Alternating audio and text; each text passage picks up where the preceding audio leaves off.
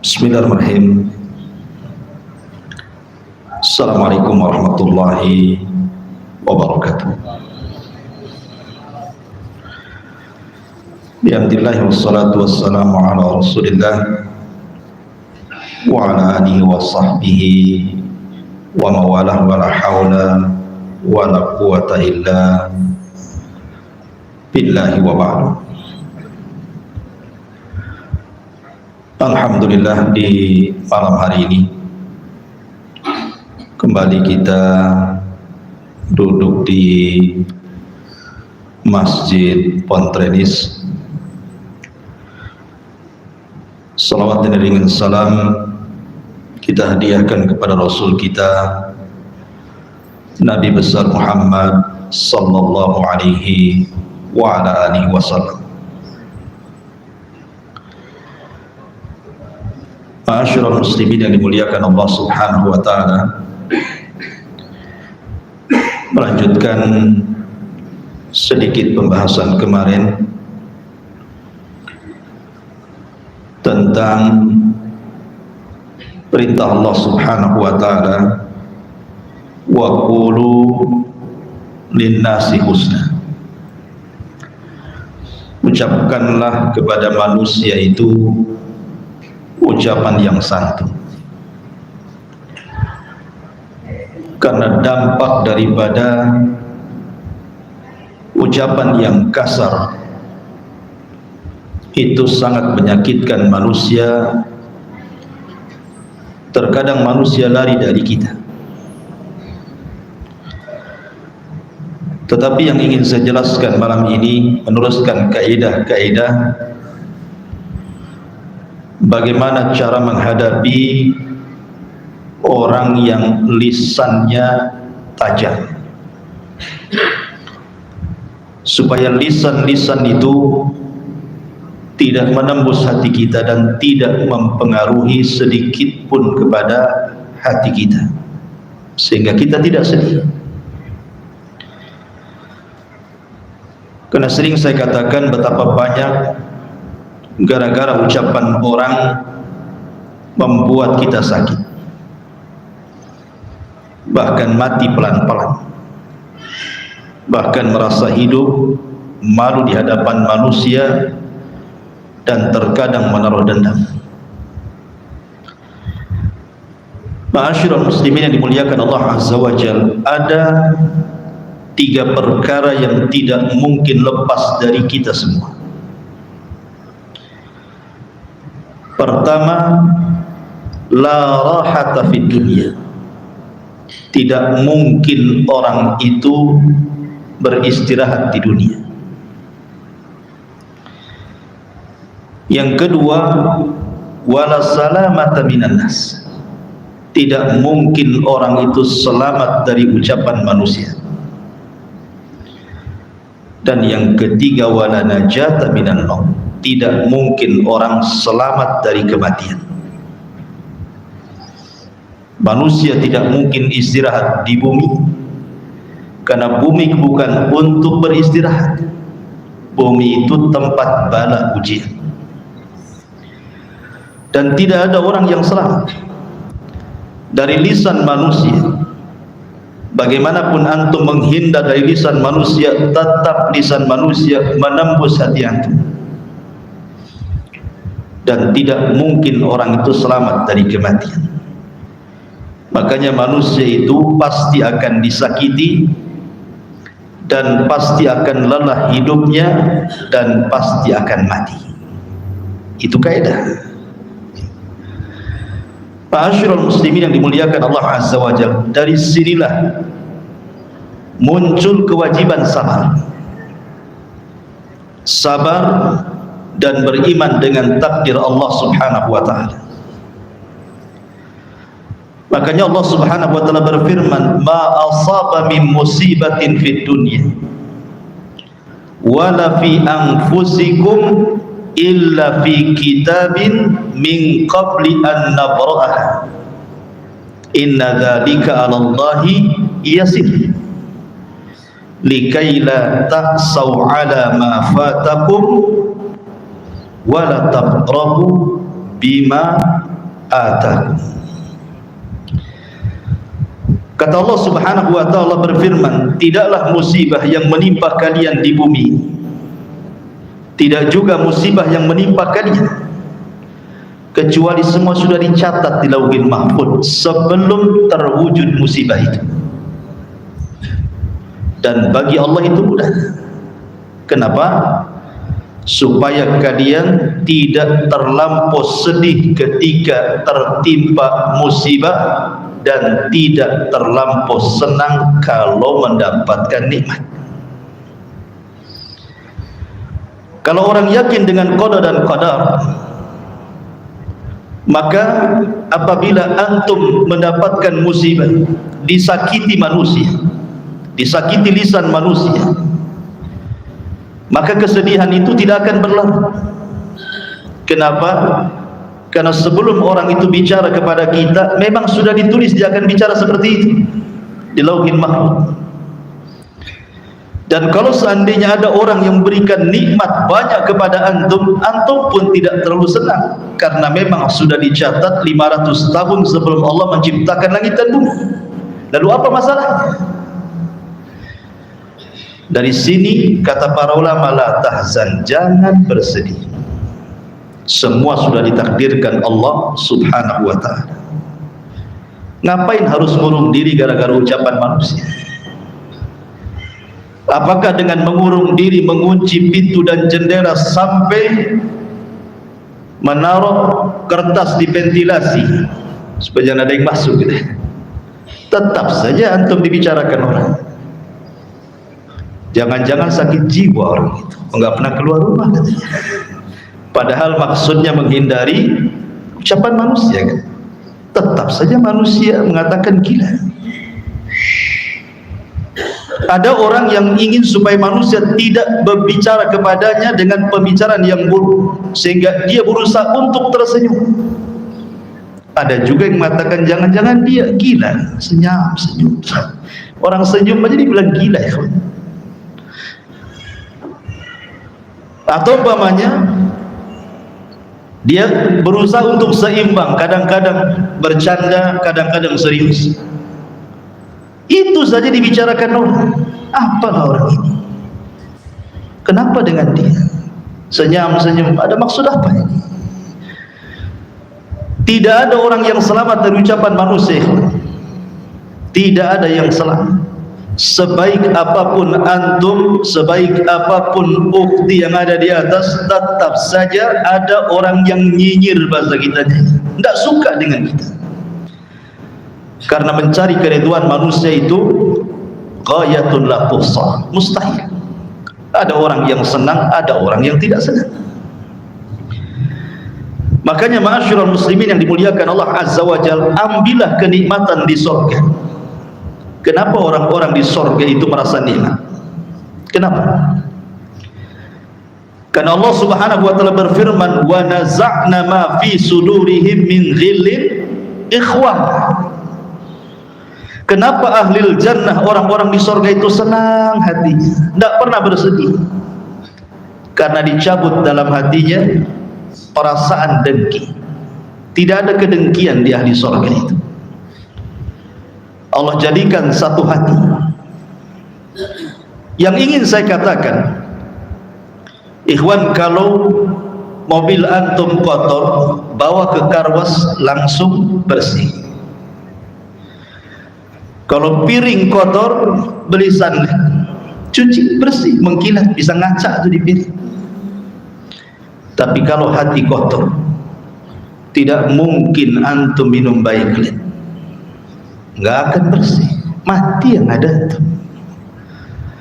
Artinya kalau hati itu sudah kotor, berat untuk membersihkan hati itu, berat, sulit untuk membersihkan hati. Maka jangan sampai kemudian hati yang bersih ini dikotori dengan ucapan manusia, kemudian menimbulkan dendam kepada mereka. Maka gunakan akal kita, rahatul bal, rahatul bal, buat hati ini tenang supaya otaknya encer.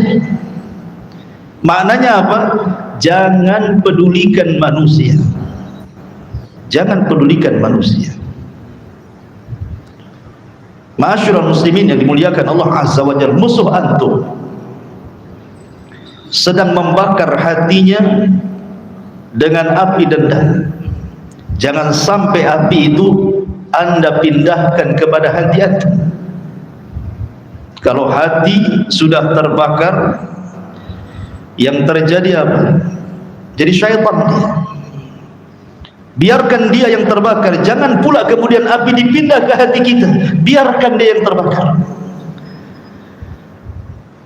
Karena 90% menurut ahli kesehatan, penyakit itu datang karena kotornya hati. Banyak masalah, banyak pikiran, bukan dari faktor makanan. Makanya saya katakan bahwa senjata yang paling ampuh melawan musuh itu tidak mesti dihadapi. Terkadang ada orang yang menyangka bahwa kalau tidak dihadapi, kalah kita, terhina kita. Tidak mesti musuh dikalahkan itu dengan kita menghadapi mereka, cacian dibalas cacian, bukan itu. Terkadang musuh itu bisa tumbang dengan sendirinya tanpa harus ada perlawanan. Saya contohkan Ashabul Kahfi. Allah Subhanahu wa taala tidurkan 3 abad lebih. Ketika terbangun, musuhnya sudah kalah. Padahal Ashabul Kahfi tidak mengangkat senjata, tidak mengerahkan pasukan, tidak mengangkat senjata-senjata canggih untuk melawan kerajaan Romawi. Cukup tidur 3 abad, kalah musuh. Jadi kalau antum ingin kalahkan musuh, tidur aja 3 abad. Bukan itu maksud. Maksudnya senjata melawan musuh itu, maksudnya musuh yang suka nyakiti kita, caci maki kita, tidak suka dengan kita. Senjata yang paling kuat itu maafkan mereka. Kenapa Nabi SAW tidak pernah membalas cacian makian Abi Lahab, cacian makian Abi Jahal, cacian makian musuh-musuh dakwah di zaman itu? Karena itu bukan tujuan Rasul diutus, bukan. Tujuan Rasul diutus itu untuk mendakwahkan tauhid, sehingga Nabi SAW menganggap lalu ucapan musuh-musuhnya. Karena itu bukan hadap kita, bukan tujuan antum hidup, bukan itu. Kalau antum disibukkan dengan melayani orang-orang yang mencaci, dia caci, antum caci balik. Dia menghina, antum hina balik. Dia gibah, antum gibah balik. Sampai kapan usia antum terus berjalan? Orang yang mencaci maki tak habis-habis. Apa antum habiskan kehidupan hanya untuk melayani orang yang mencaci maki? Maafkan mereka. Ya, memang berat.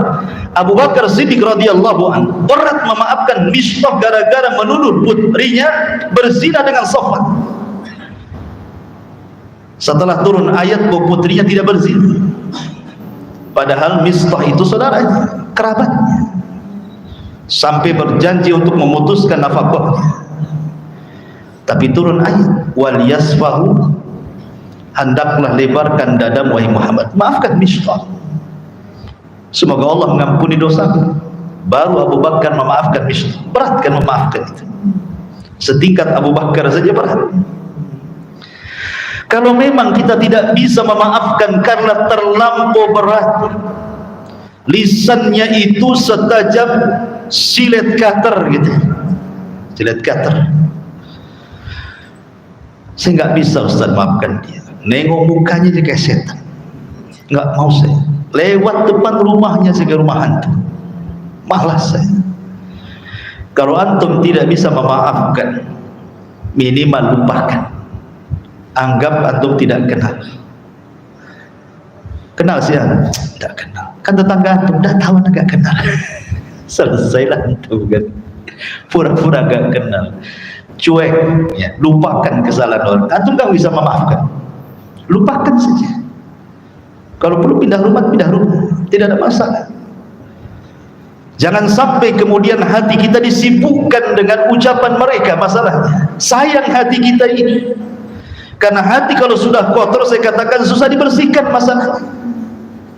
Susah dibersihkan hati kotor itu, sehingga kemudian perasaan ingin membalas itu ada terus. Rugi kalau hati disibukkan dengan perkara orang yang menghina kita, dan kalau kita membalas, maka tidak ada beda antum dengan dia. Apa bedanya antum dengan dia?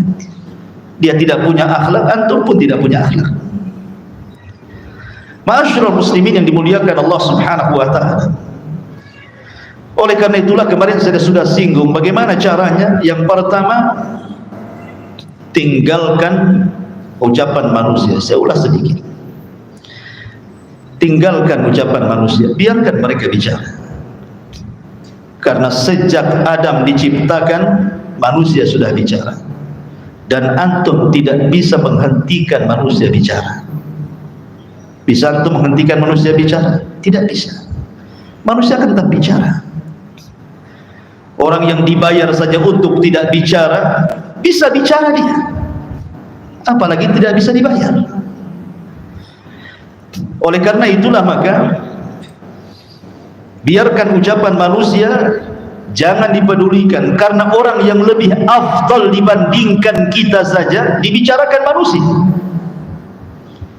Orang yang lebih afdal jauh dibandingkan kita, manusia membicarakan keburukan tentangnya. Siapa yang lebih afdal dari Nabi SAW? Siapa? Tidak ada. Tidak ada manusia yang lebih mulia di kolong langit ini melebihi Nabi SAW. Apa karena kemuliaannya manusia tidak berani bicara tentang Rasul? Tidak. Bahkan Rasul orang yang paling dicaci maki.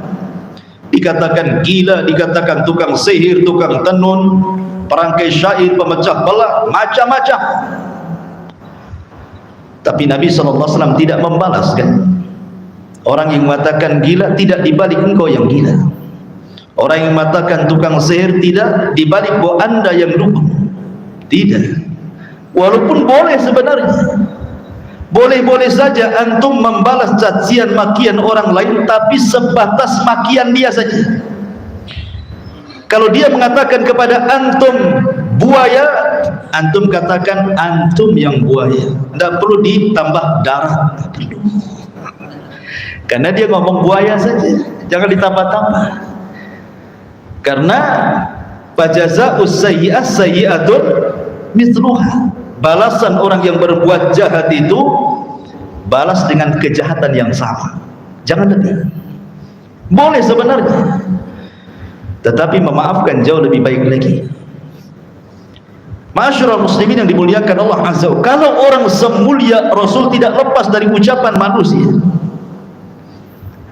Tiba-tiba antum ingin lepas dari ucapan manusia, mustahil. Bahkan ada yang jauh lebih mulia dibandingkan Nabi SAW. Allah Subhanahu wa ta'ala yang menciptakan makhluk tidak lepas dari cacian manusia. Allah dikatakan memiliki keturunan, memiliki pasangan, sehingga Allah turunkan ayat lam yalid wa lam yulad. Allah dikatakan satu di antara tiga Tuhan, sehingga Allah katakan lu'inal ladzina kafaru. Sungguh Allah melaknat orang-orang kafir yang mengatakan apa? Innallaha tsalitsu tsalatsa. Allah itu satu di antara tiga Tuhan. Bahkan ada yang mengatakan innallaha fakir. Allah itu fakir. Wa nahnu aghniya, kami yang kaya. Bayangkan. Allah Subhanahu wa taala jadi sasaran makhluk yang diciptakannya. Dan kalau Allah jadi sasaran makhluk yang diciptakannya, apalagi antum? Siapa antum? Nabi bukan, wali ya wali murid. Ma'asyiral muslimin yang dimuliakan Allah Azza wa Jalla, maka biarkan ucapan manusia, biarkan manusia bicara. Karena manusia bicara itu hanya sebatas keperluan saja dia bicara kepada kita. Nanti ada bosannya itu. Kalau sudah sariawan berhenti itu. Ma'asyiral muslimin yang dimuliakan Allah Azza wa Jalla. Yang kedua, berjalanlah dengan takdir Allah. Saya katakan berjalan dengan takdir Allah, karena ucapan manusia tidak mengurangi takdir antum. Ingat, sebagaimana Allah Subhanahu wa taala kalau sudah mentakdirkan antum kaya, satu dunia memiskinkan tidak bisa. Kalau Allah takdirkan antum miskin, satu dunia mau memberikan kekayaan kepada anda, tidak pun bisa. Kalau manusia menghina kita supaya rendah di hadapan manusia, tapi Allah hendak kita mulia, tidak mungkin rendah. Kalau manusia hendak memuliakan kita sementara Allah sudah merendahkan kita, tidak ada yang bisa mengangkat derajat kita. Ma'asyiral muslimin yang dimuliakan Allah Azza wa Jalla. Oleh karena itulah maka berjalan dengan takdir, karena takdir itu tidak mungkin dirubah dengan ucapan manusia.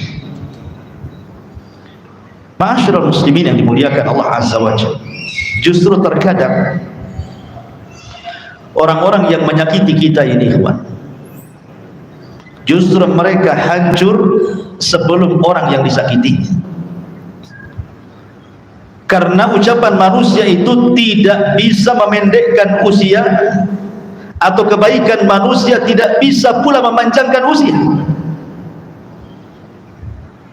Saya ulangi, celaan manusia tidak mungkin memendekkan umur manusia. Pujian manusia juga tidak mungkin memanjangkan umur manusia. Abu Lahab, Abu Jahal mencaci maki Rasul. Siapa yang dulu mati?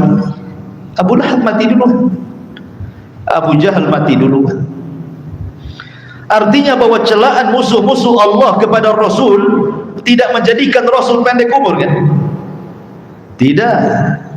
Karena umur itu adalah takdir takdir Allah Subhanahu wa taala kepada manusia. Bahkan Jurayz, ingat kisah Jurayz Bani Israel, seorang abid dituduh berzina.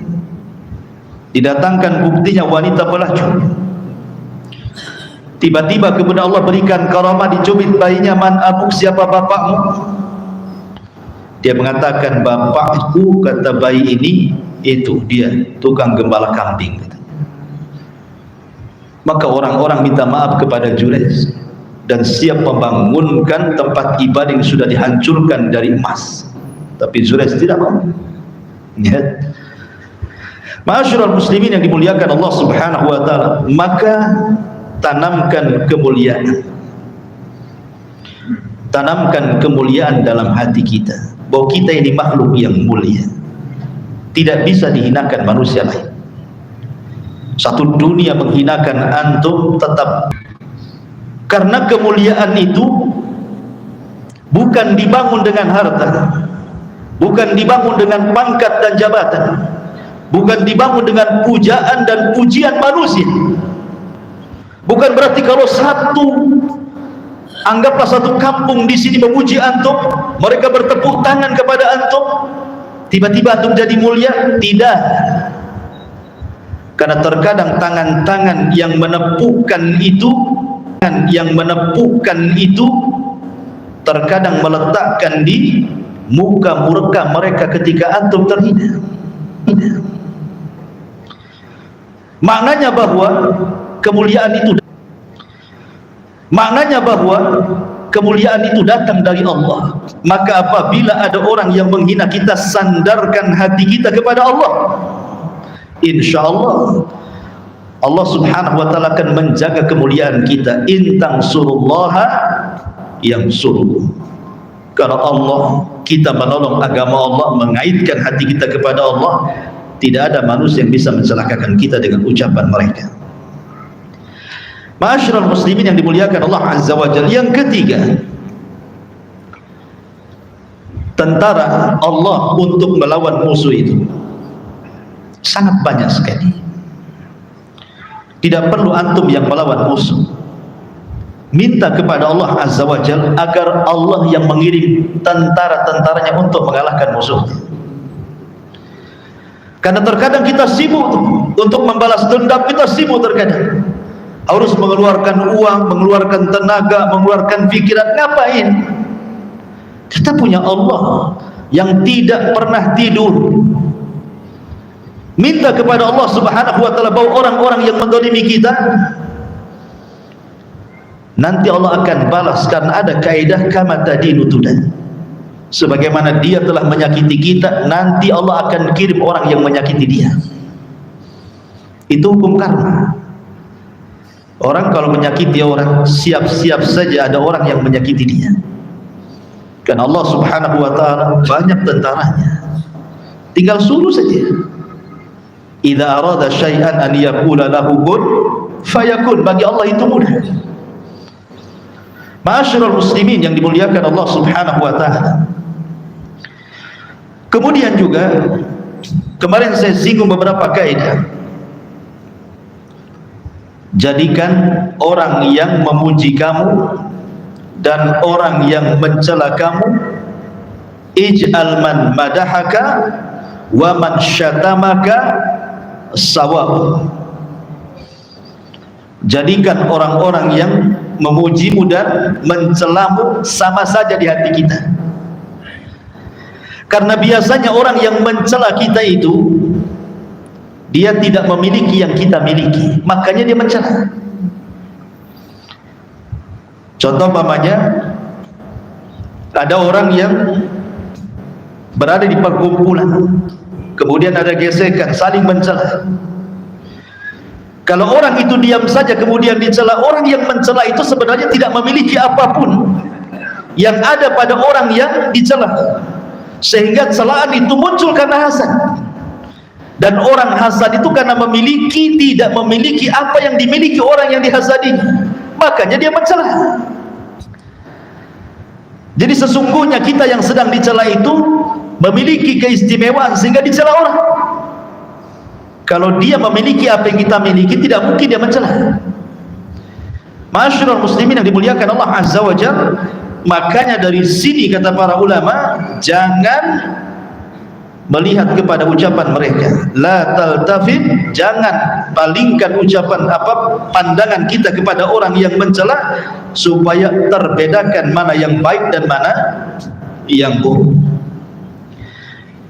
Kemudian ulama juga mengatakan kalimat yang menyakiti antum itu hakikatnya sedang mengangkat derajat kita di akhirat. Jadi kalau kita diam saja, sabar, ikhlas, ridha gitu ya, dicaci maki, biarkanlah gitu. Hakikatnya antum sedang diangkat derajatnya di akhirat tanpa harus beramal. Karena terkadang ada surga itu tidak bisa diraih dengan sholat, ada surga tidak bisa diraih dengan puasa, ada surga tidak bisa diraih dengan ibadah-ibadah yang lainnya. Surga itu ada tingkatan yang hanya bisa diraih dengan sabar. Kapan orang itu sabar? Ya salah satunya ketika mendapatkan cacian, makian, hinaan, gibahan orang lain kan. Disitulah waktunya kita sabar. Kapan lagi? Justru itulah waktunya kita bersabar. Kalau nggak ada orang yang musuhi kita, kapan antum bersabar coba? Itu kesempatan antum meraih surga. Sabar. Ma'asyiral muslimin yang dimuliakan Allah Subhanahu wa taala. Kemudian juga kata para ulama, orang yang menghina antum, dia pasti mati. Sebagaimana orang yang memuji antum pun pasti dia mati. Orang yang memaki mati, orang yang memuji mati juga. Apa maksudnya? Kalau orang yang mencela pasti mati, orang yang memuji juga pasti mati, sementara kita berjalan dengan waktu dan kita pun orang yang dicela pasti mati, semua akan mati. Yang mencela dan yang dicela pasti mati, yang memuji dan yang dipuji pasti mati. Kalau seandainya kemudian hidup kita hanya satu hari atau satu kali di dunia disibukkan dengan ucapan manusia, lalu apa yang anda bisa lakukan untuk bekal setelah kehidupan kita?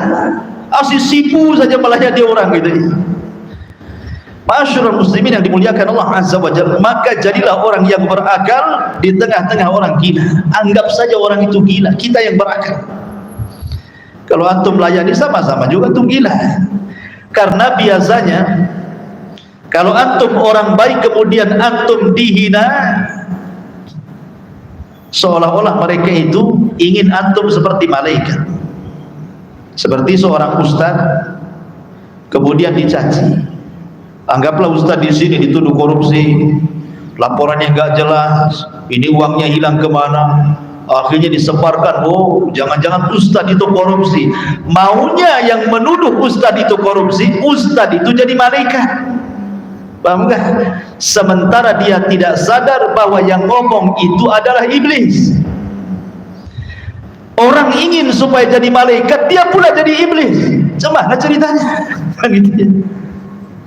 Ma'asyiral muslimin yang dimuliakan Allah Azza wa Jalla, harusnya didahulukan dengan nasihat, tidak langsung tuduhan, kan gitu.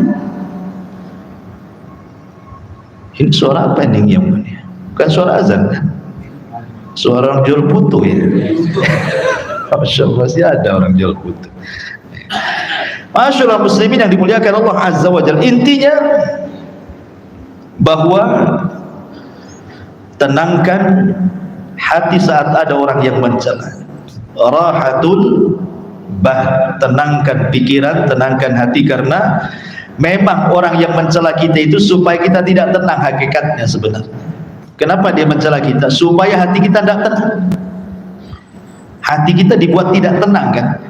Siapa yang tidak sakit orang kalau dihina? Coba. Siapa yang tidak sakit kalau orang dicaci, dimaki? Pasti sakit.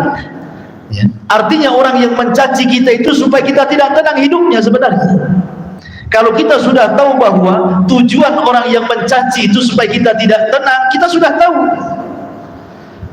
maka tenangkan hati. Ma'asyiral muslimin yang dimuliakan Allah Subhanahu wa ta'ala, ada sebuah kisah yang menarik. Ma'asyiral muslimin yang dimuliakan Allah Subhanahu wa ta'ala, terkadang tidak semua ucapan itu, maksudnya ucapan, tidak semua ucapan yang menyakiti itu mesti ucapan jahat, tidak. Terkadang ada orang niatnya baik, ikhwan, tetapi karena ucapannya menyelisih syariat, terkadang kita tidak suka. Ada ulama salaf namanya Ibnu Uqail rahimahullah ta'ala.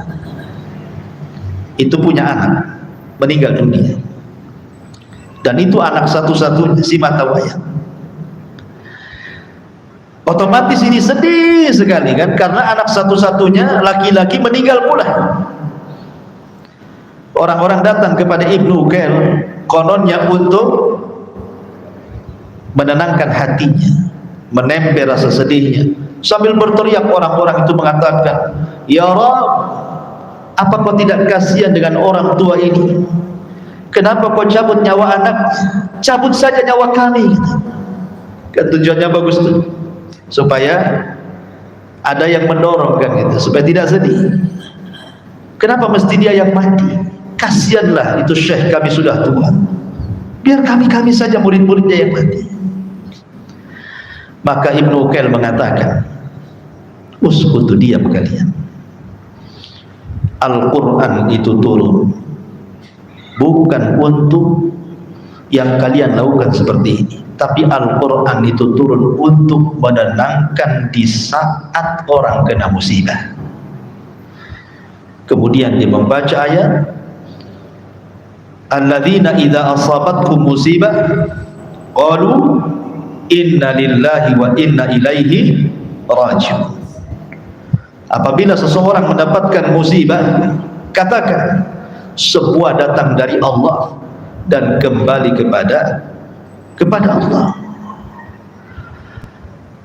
Dari sini menunjukkan bahwa kalau seandainya antum disakiti manusia, ada ucapan-ucapan yang mungkin kurang enak didengar bagi telinga kita, katakan inna lillahi wa inna ilaihi raji'un. Gitulah maksudnya.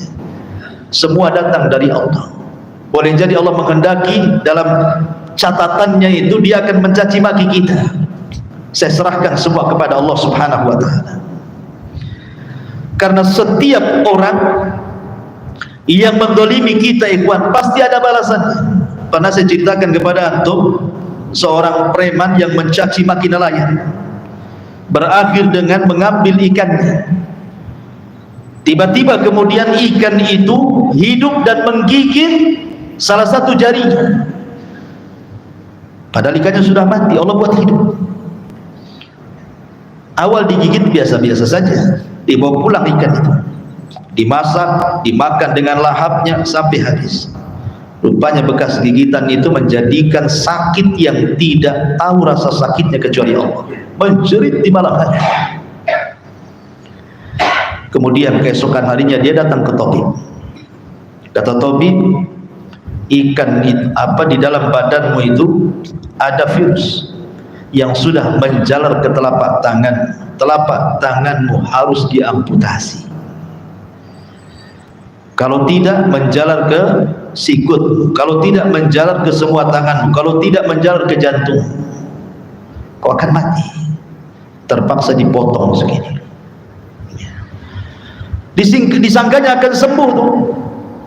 Rupanya kemudian tidak sembuh juga. Datang lagi ke dokter, kata dokter, aku heran penyakitmu, kenapa menular sampai ke sikut? Terpaksa dipotong lagi sampai di sini.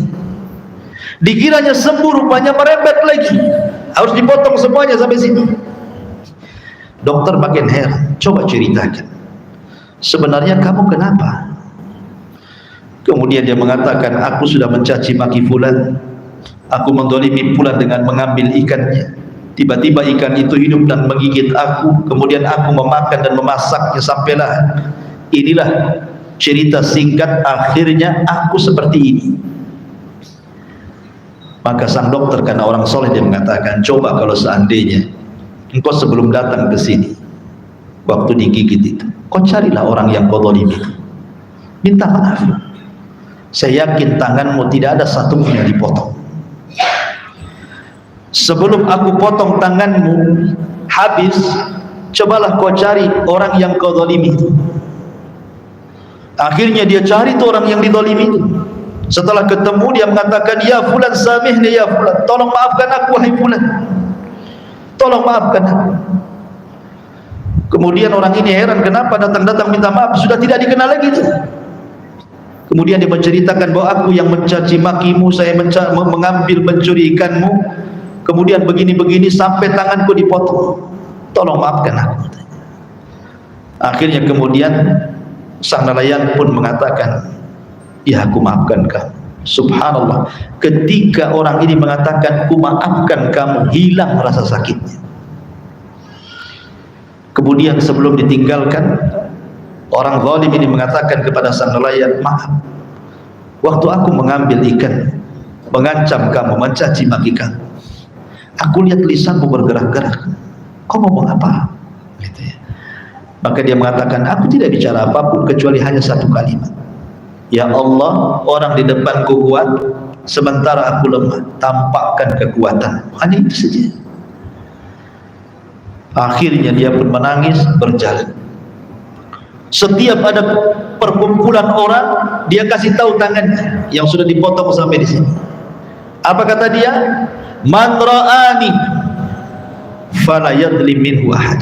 Siapapun yang melihat aku, jangan berbuat zalim sedikit pun.